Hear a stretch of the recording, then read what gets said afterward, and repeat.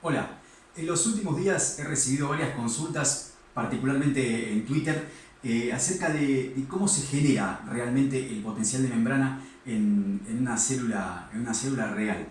La intención de este video es resumir todo lo que apareció en los videos anteriores, pero no centrándome tanto en la cuestión de definiciones y de las definiciones de los conceptos, sino más bien centrarnos en lo dinámico, en cómo es que va sucediendo todo esto para ver finalmente qué es lo que sucede en una célula de verdad. Entonces voy a elegir el sistema más sencillo que habíamos elegido, que era dos compartimentos separados por una membrana. Los dos compartimentos los llamamos I y E. En el compartimento I poníamos una solución 0,1 molar de cloruro de potasio y en el compartimento E una solución que está 10 veces más diluida que la del compartimento I.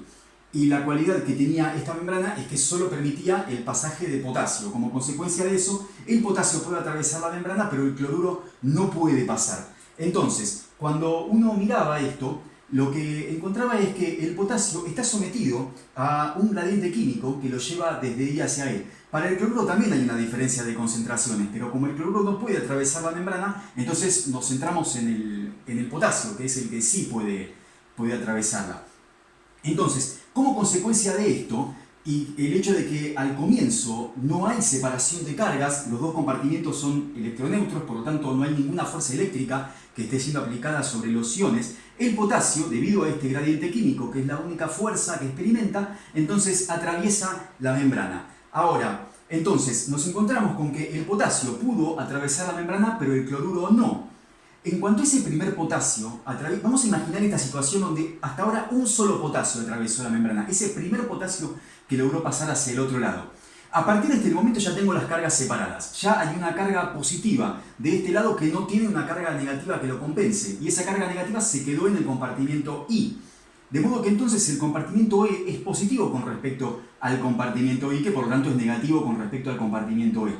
Como el potasio tiene carga positiva y el compartimento E es positivo ahora debido a este potasio que pasó y al cloruro que no pasó, entonces ahora el potasio experimenta una fuerza eléctrica, de modo que los potasios que van a difundir hacia el compartimento E no solo van a pasar no solo están sometidos a su gradiente químico, sino que además, como el compartimento E es positivo, ese potasio que está en el compartimento I es repelido hacia este compartimento.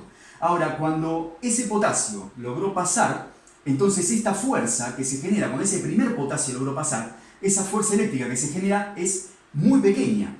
Entonces la fuerza química sigue ganándole, este gradiente químico sigue ganándole el gradiente eléctrico y por lo tanto el potasio sigue difundiendo hacia el compartimento E. Entonces, supongamos que pasa un segundo potasio.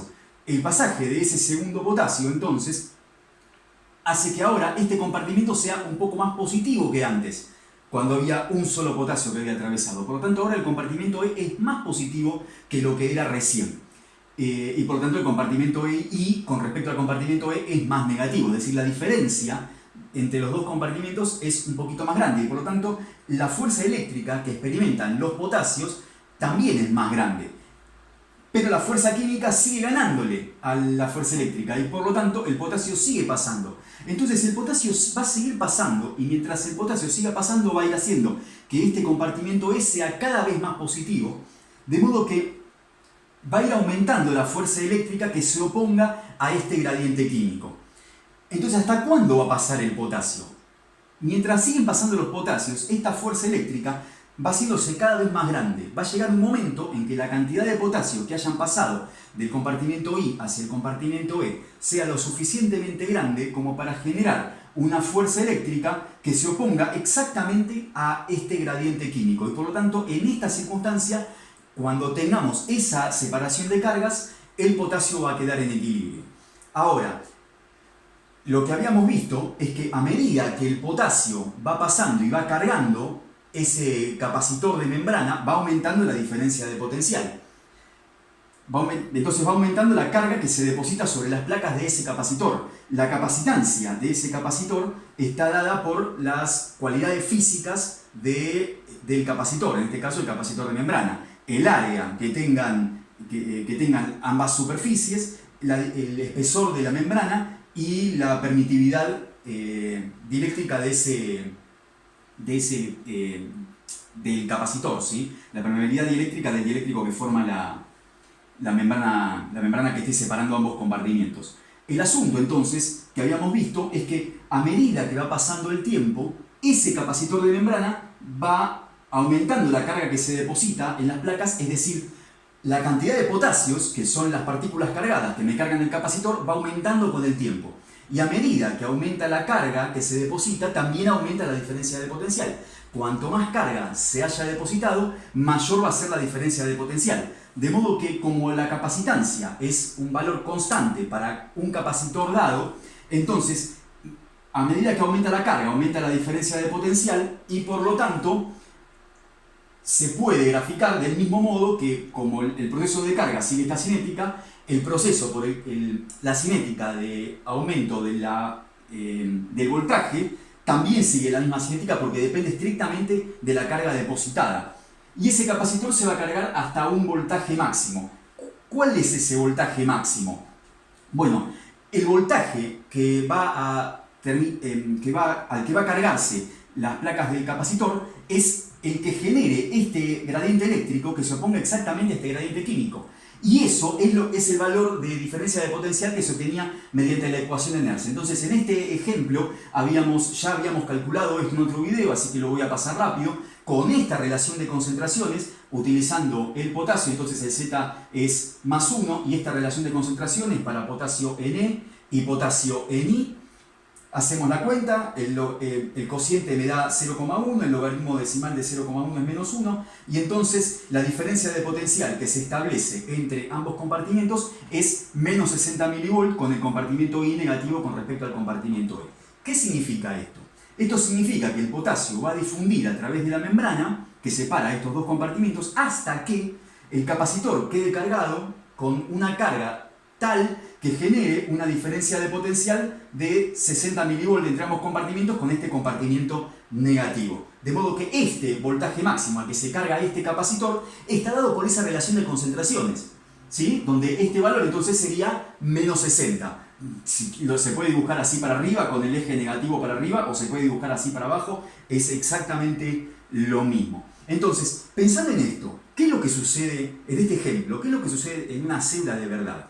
Bueno, en una célula de verdad tenemos que recordar que la diferencia de concentraciones que estaba definida para nuestro sistema, ahora en la célula está mantenida por una serie de bombas, en particular la más importante de todas y en la que la célula gasta, nuestro organismo gasta la mayor parte de la energía química que viene de los alimentos que consumimos todos los días.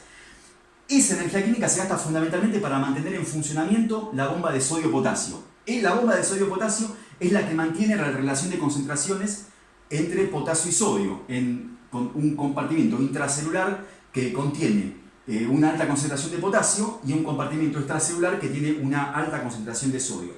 Si la membrana celular fuera solamente permeable a potasio, entonces ese potasio que está sometido a este gradiente químico difundiría a través de la membrana igual que en el ejemplo anterior. Esto si la membrana fuera solamente permeable a potasio. El potasio difundiría hasta que se genere un gradiente eléctrico que sea exactamente opuesto a este gradiente químico. Y el valor que tiene la diferencia de potencial que genera este gradiente eléctrico que se opone exactamente al gradiente químico es el valor que se obtiene con la ecuación de Nernst y es el que se llama potencial de equilibrio o potencial Nernst de potasio, que en el ejemplo que habíamos utilizado en otro video nos daba menos 86,8 mV. ¿Sí? Es decir, que si el potencial de membrana fuera menos 86,8 mV negativo en el interior, el potasio estaría sometido a un gradiente eléctrico tal que se opondría exactamente al gradiente químico y por lo tanto el potasio quedaría en equilibrio. Ahora, en la célula no sucede esto. ¿Qué es lo que sucede en la célula? El potasio está sometido a este gradiente químico y debido a este gradiente químico su potencial de equilibrio es de menos 86,8 mV en un ejemplo hipotético, ¿no? Pero en la célula no existe solo permeabilidad al potasio, sino que existen otros iones que también pueden difundir por la membrana. En particular, por ejemplo, recordemos que está el cloruro, calcio, pero considero particularmente el ejemplo del sodio. El sodio está sometido, debido fundamentalmente al funcionamiento de la bomba de sodio-potasio, está sometido a un gradiente químico que lo lleva hacia el interior celular. Entonces, como la membrana tiene una pequeña permeabilidad al sodio, el sodio efectivamente difunde a través de la membrana. Lo que pasa es que la corriente de sodio es mucho menor que la corriente de potasio, debido a que la permeabilidad al sodio es muchísimo más baja que la permeabilidad al potasio. Entonces, repito la idea, si el potasio fuera el único ion que difunde a través de la membrana, entonces la membrana, el potasio difundiría por la membrana hasta que el potencial fuera menos 86,8 milivolts. Si la membrana fuera solo permeable al sodio, entonces el sodio, y no fuera permeable al potasio, si solo fuera permeable al sodio, el sodio difundiría a través de la membrana hasta que el potencial de la membrana fuera igual al potencial de equilibrio del sodio. Lo cierto entonces es que el potasio difunde y el sodio difunde, pero el potasio difunde mucho más que el sodio y el cloruro difunde mucho más que el sodio, más o menos igual que el potasio. Entonces, la idea es que el potencial de membrana no va a llegar al potencial de equilibrio para el potasio, debido a que mientras el potasio difunde hacia afuera, el sodio también difunde hacia adentro, difunde mucho menos, pero difunde un poquito, de modo que impide que el potasio alcance este valor de potencial en la membrana, ¿sí? De modo que el potencial de membrana no es exactamente igual al potencial de equilibrio del potasio. Ahora, como el potasio es mucho más permeable que el sodio, el potencial de membrana se parece mucho más al potencial de equilibrio de potasio que al potencial de equilibrio de sodio. De esa manera, cada uno de los iones va colaborando con el potencial de membrana de acuerdo con su permeabilidad. El potasio difundiendo debido a su gradiente químico hacia afuera, el cloruro difundiendo hacia adentro, el sodio hacia adentro, el calcio hacia adentro, y todos van participando un poquitito en la génesis del potencial de membrana, cada uno colaborando más o menos de acuerdo con su permeabilidad. El potencial de la membrana siempre se va a parecer más al potencial de equilibrio del ion que tenga la permeabilidad más alta, porque es el que más va a colaborar en llevar a la membrana al potencial de encargar el capacitor y llevar la membrana al potencial de equilibrio de ese ion.